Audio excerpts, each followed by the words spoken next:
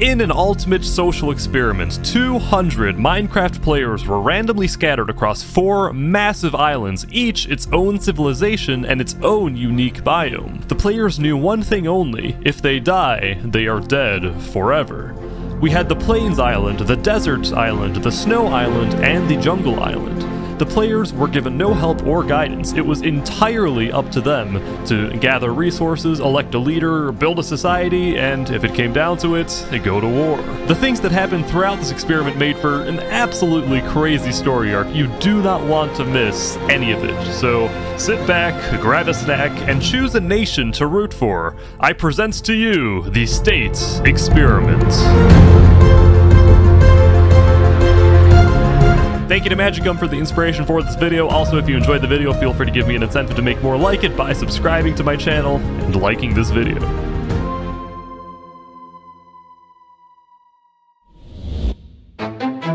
Much of day 1 was used for exploration and colonization. The people scouted their respective islands looking for advantageous locations to set up camp. Those on the Snow and Desert Islands quickly realized that wood was going to be a very scarce resource as trees were extremely rare. Seems like this guy right here has found quite literally the only patch of trees in the desert. The rest is just barren. At the same time, because of the harsh climate, both Desert and Snow knew they would need to prioritize farming early in order to feed the entire population.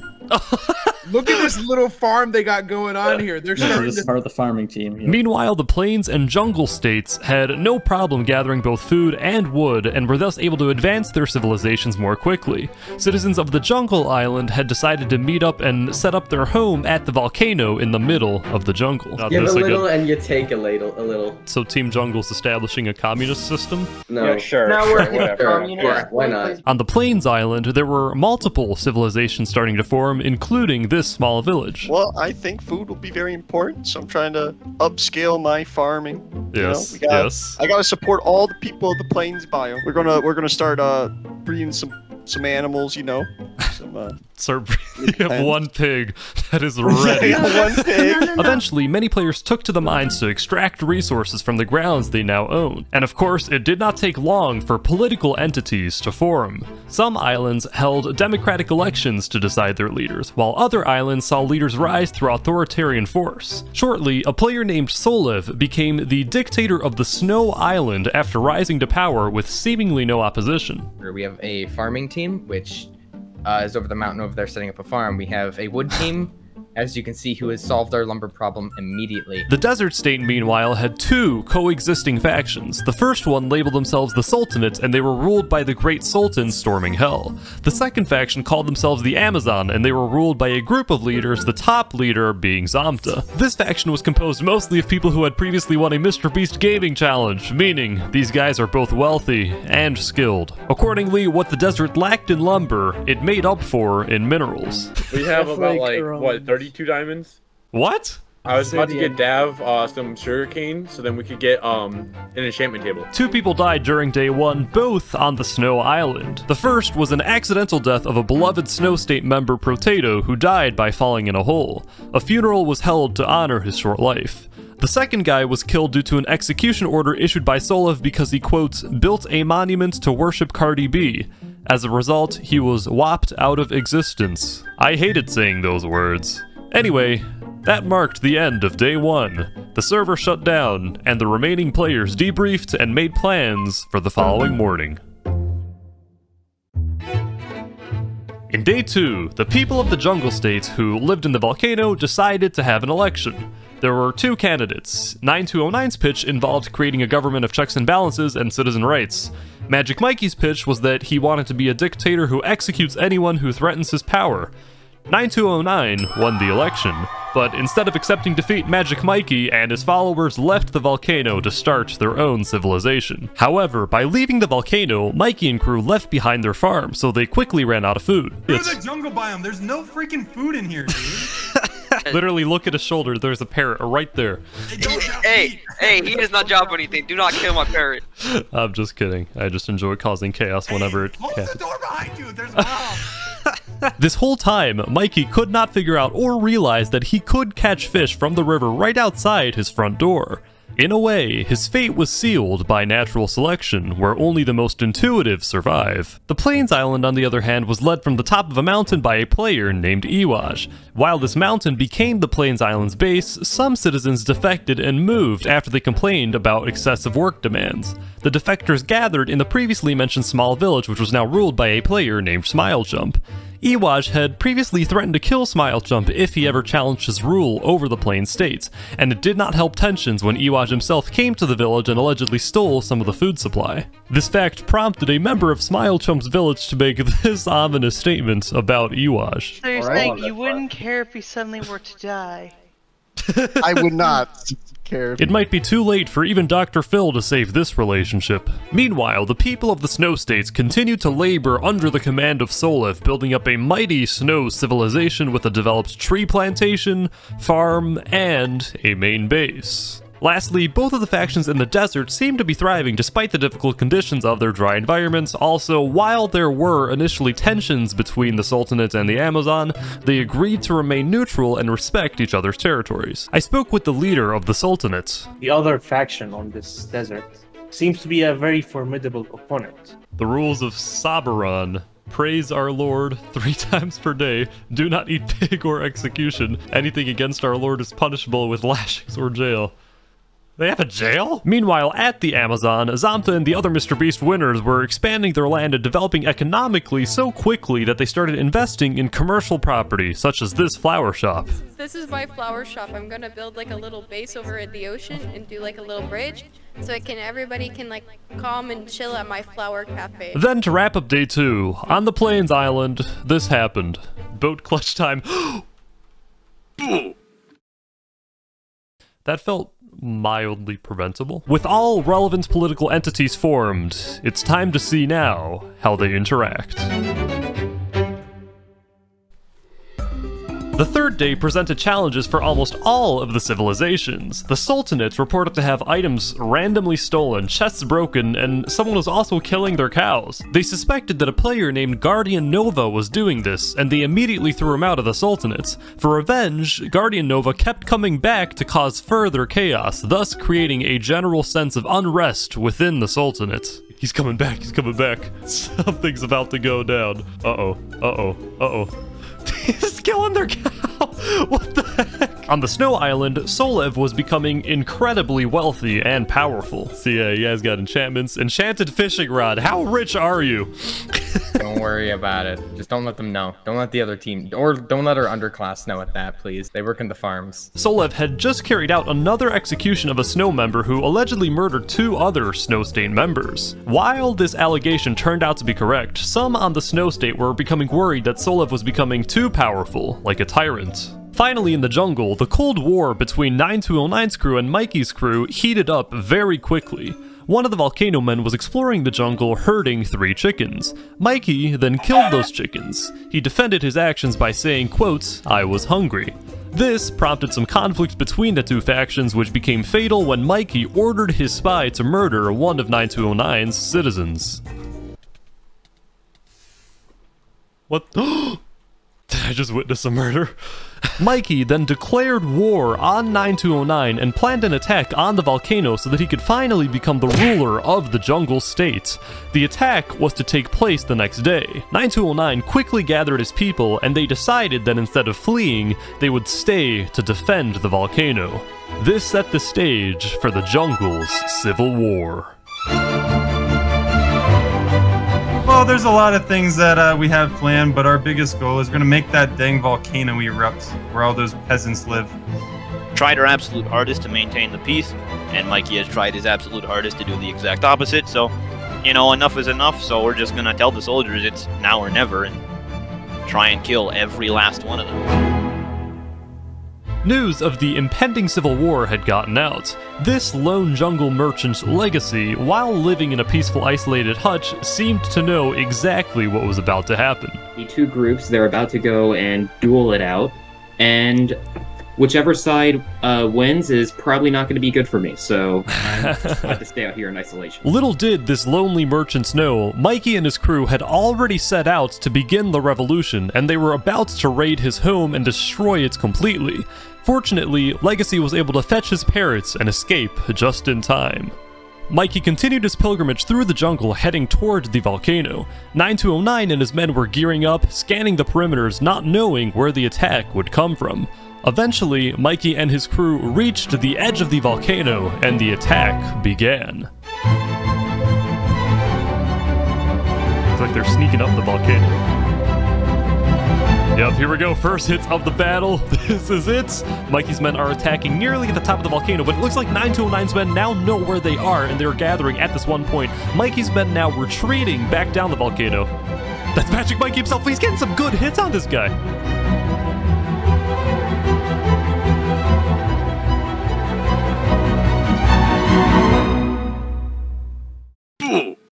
It's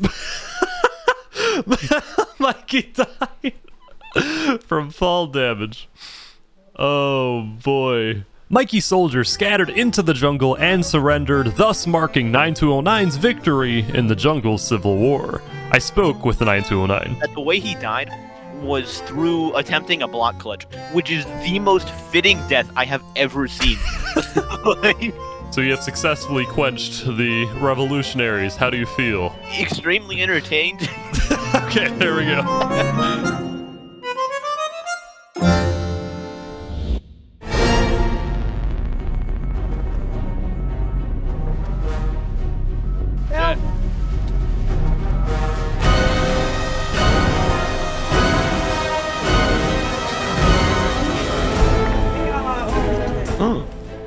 Oh my gosh! Major assassination just happened. Guardian Nova, the previous Chaos Maker, had come back to kill the leader of the Sultanate. However, this allowed for the other desert faction, Amazon, to demonstrate their military might by hunting Guardian Nova down and killing him to avenge the death of Storming Hell. Oh, they got him. A funeral was held to honor the late Sultan, and the heir to the Sultan, Arvine, became the new leader.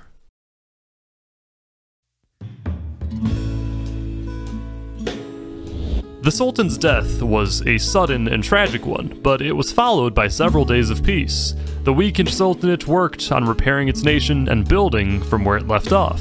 The alliance between the Amazon and the Sultanate was stronger than ever, with new trade routes formed and communication lines opened. At the Amazon, Hope Bounty's flower shop was finally completed. Oh, you're already okay. Very good. Hello, I would like a tulip, please. We have pink, orange, red. How are there multiple tulips? Oh god, your bodyguards have arrived, they freaked me out. Celebrating its success, the Amazon then gathered for a group photo with Zamta in the lead and Guardian Nova's head in the back.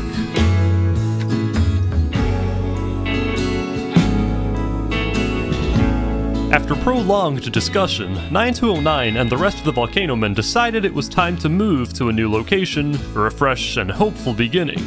The fishing merchant of the jungle, Legacy, had now joined the rest of the jungle community and suggested that they could move to the place his home used to be.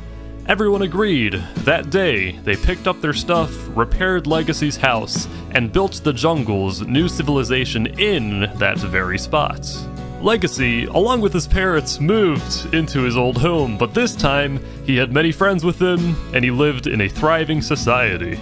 Meanwhile, on the Snow Island, Solev continued to rule with an iron fist, and his society was prospering. The Snow Civilization had built a holy temple to worship their god Boy Jedi, and to showcase the strength of their people. And of course, we cannot forget about the two Plains factions, Iwaj's base and Smile Chump's village. The village was now doing especially well with many new members and houses to accommodate them. At the end of Day 7, the villagers gathered to celebrate their success. And I made this cake especially for everyone, so there you go. Yay, cake! Yay! I love the fact that no one cheered. That was pretty much all me, bro. A peaceful night came to a peaceful end.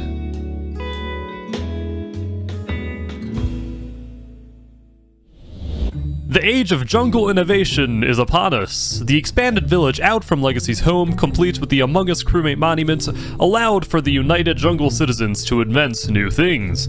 First, they made a frickin' sound machine. Why is this a good idea?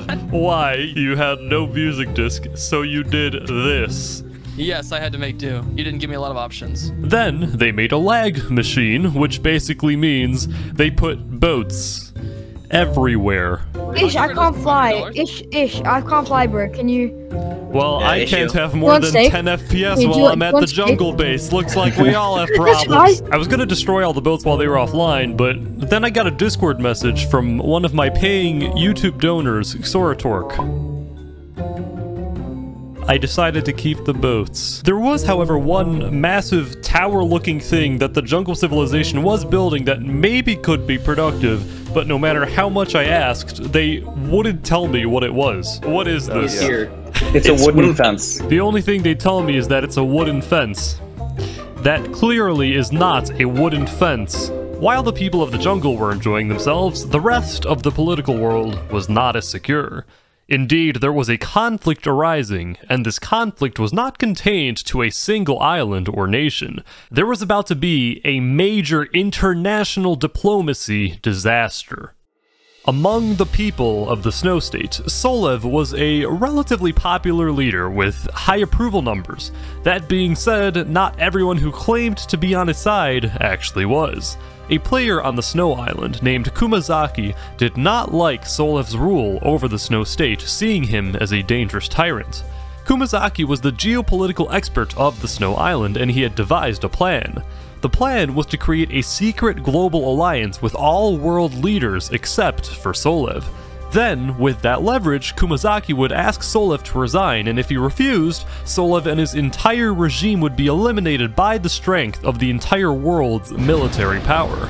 After that, the alliance would stand and world peace would be achieved. Those who agreed to join this alliance included Zamta and the Amazon, Arvine and the Sultanates, and Iwaj with his plains base. Smilechump and his village chose not to join because they did not like Iwash, who they thought himself was a tyrant.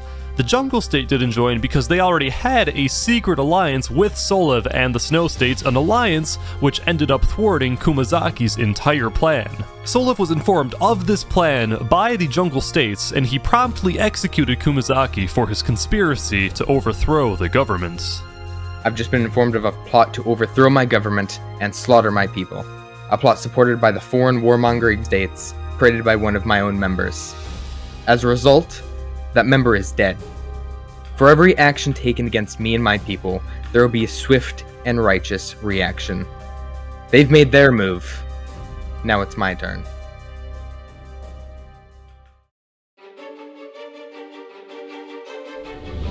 Iwaj, while an effective politician, was disliked by many.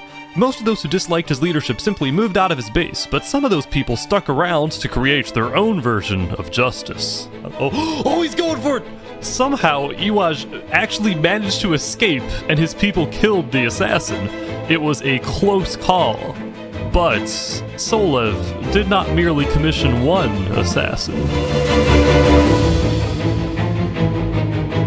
Hitori Cage, a spy for Smilechump's village, had succeeded in killing Iwaj. The assassination order came from both Smilechump and Solev, who are now in an alliance. Look at this, it looks like Iwaj's distraught people are planning to obliterate Smilechump's village now. Smilechump's village was minutes away from Iwaj's army invading to slaughter all of the inhabitants. The people frantically picked up their most valuable possessions and climbed down into the village's emergency bunker. Once every single resident was underground, the entrance was blocked off, and the villagers used an escape tunnel to exit the bunker and leave the Plains Island for good.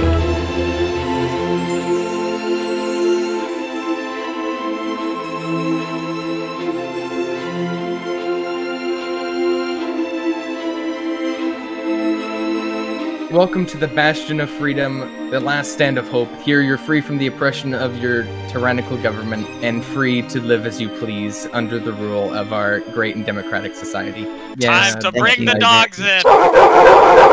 Oh my god!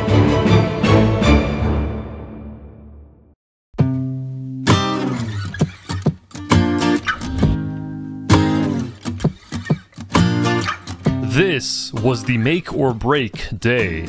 Will there be negotiations for peace, or will the conflict escalate into a major war? It goes without saying that the desert leadership was unhappy with the Snow State for harboring the Plain State refugees, who they saw as traitors. After Smilechump's village was looted and burned to the ground, the new leader of the Plain State, Lord of Lightning, was almost immediately killed by another Plains member for, quotes, no reason whatsoever. There was chaos in the Plain States, and some Plains members took this as an opportunity to abandon the island and migrate to other states. One Plains member named Ron traveled to the desert island to become a member of the Amazon. The Amazon immigration officers conducted a background check and thoroughly vetted Ron to make sure he wasn't a threat. Ron, I'm protecting you. I am your immigration lawyer. Thank you. Oh, I have to go to court now? For security measures, we have to do this. No, it's okay. All my other team did was just yell at me. Or we all just, it was just pure chaos. So that's why you left? This Plains member, my friend Fireball X3, was also on his way out. He had no idea I was watching him, and I just could not resist doing this. Oh my god, Alex. Alex? What are you doing? Trying to scare you. Yeah, it f***ing worked. What did he do? Just shoot you? Puts on full diamond, gets in a boat, and comes the other way down the river at me. Oh my god. You're such an Now, what remained of the Plain State was a small group of highly skilled fighters led by a player named Kanuke. This group made up what was now the Plains Militia. In the jungle, the people continued to expand their village and build that massive tower. They also bonded over their new favorite activity, fishing, which not only strengthened their community spirits, but also improved the quality of life for all their people. It also diversified the diet of Legacy's parrots, who had only been eating seeds, a well-deserved treat for being alive since day one and having survived Magic Mikey's raid and the jungle's civil war. Legacy himself had become somewhat of a hero in the jungle when, in the previous day, he led an expedition into the Snow State to hunt down and kill a jungle trader. After this near-death expedition, Legacy hoped that he could finally retire and live the rest of his life peacefully with his parrots in the jungle village. On the international stage, the two major alliances became official. First, the United Sands, led by Zamta, which included both of the desert factions and the Plains Militia. On the other side of the world was the Solev Union, led by Solev, which included the Snow State, the Plains Refugees, and the Jungle State. Attempts at peace between the two were well-founded but quickly fell through due to rising tensions caused by a variety of transgressions from both sides. On day 10, one member of the Plains Militia infiltrated the Snow State. Hitori Cage, the Plains refugee, killed the infiltrator in hopes to prove his allegiance to Solev. Afterward, Solev held a ceremony promoting Hitori Cage to a senior officer position in the Snow States. This ceremony was a direct insult to the desert factions who were already having a bad day after the leader of the Sultanate, Arvine, was caught in flagrante delicto with the town sheep. Arvine was exiled, and a player named Banju Buemos became the new Sultan. The people of the Snow State were delighted with their success, and even more delighted by the failures of the desert. But the United Sands was not happy. They were angry that Solev had thwarted their original plan for world peace, and that he was harboring the refugees who killed the Plains leader. In addition, two highly armored snow members then visited the desert island uninvited, which caused many on the desert island to worry that an attack was coming. Desert propagandists then started to echo this sentiment that Solev and his evil regime were going to obliterate the people of the desert. Upon hearing this, the leader of the United Sands, Zamta, called an emergency meeting with his top officials. He ordered that defenses be built and that the state provide armor and weapons to all desert citizens. To end the meeting, Zamta held a vote on launching a preemptive strike against the Snow State. The officials voted in the affirmative, and shortly, the United Sands declared war on the Solev Union.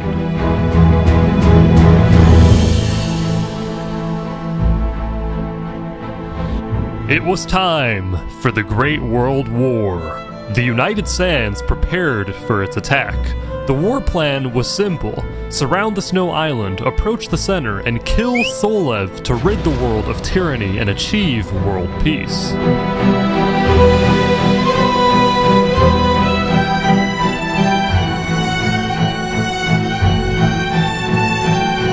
Zamta and the United Sands had reached the Snow Island and had ordered their secret spies to create havoc from within. This was incredibly effective. Solev's military forces were dispersed, which allowed for an easy infiltration.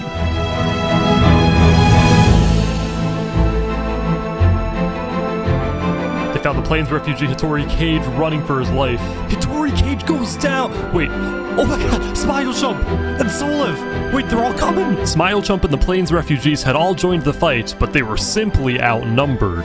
The United Sands destroyed the Snow State, killing almost every citizen. Solev took his remaining fighters and fled his home, an empire no more.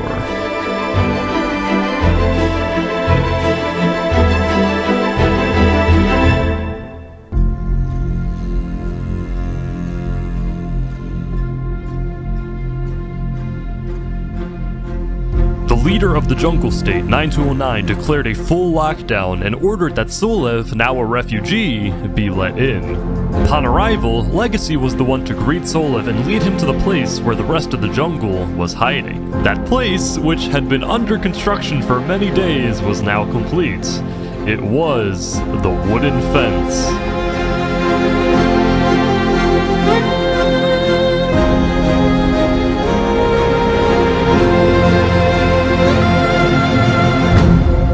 After the United Sands tracked Solev and arrived onto the shores of the Jungle State, they realized the magnitude of the challenge ahead of them. Nonetheless, they gathered their soldiers, prepared an attack, and thus it began, the Battle of the Wooden Fence.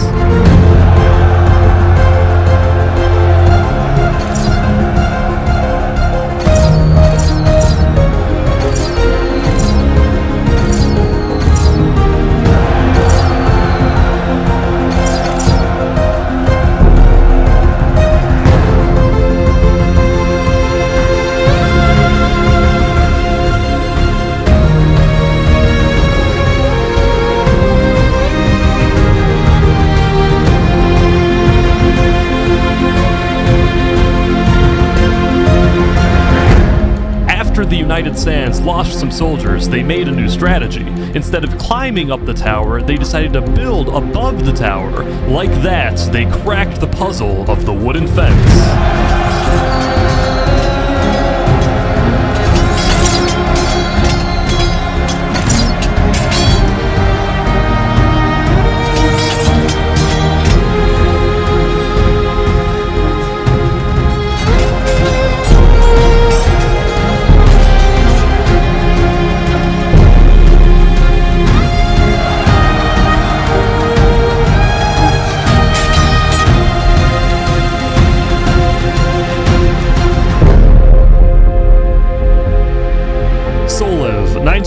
And most of their fighters were dead. The remaining snow and jungle soldiers fled the tower and dispersed throughout the jungle. The United Sands had defeated the Solev Union. This was the end of the Great World War.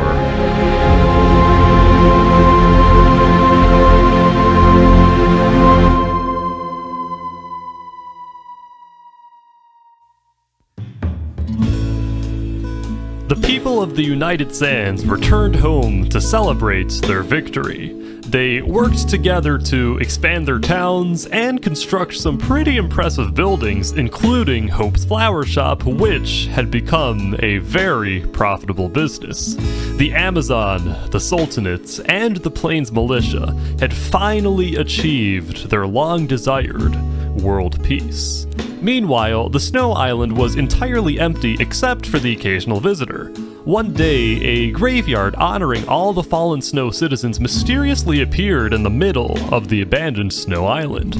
Nobody knows who built it, but the United Sands leadership decided to let it stay. Eventually, many of the former snow and jungle citizens met up and created a secret jungle enclosure where they could all peacefully live. They grieved over the friends they lost in the Great War, but at least they were able to keep each other company. Right next to the new hidden enclosure was the house of a lone jungle merchant who had barely managed to escape the battle of the wooden fence. But he did escape, along with his parrots. The longtime companions fished together for as long as they could before the sun went down.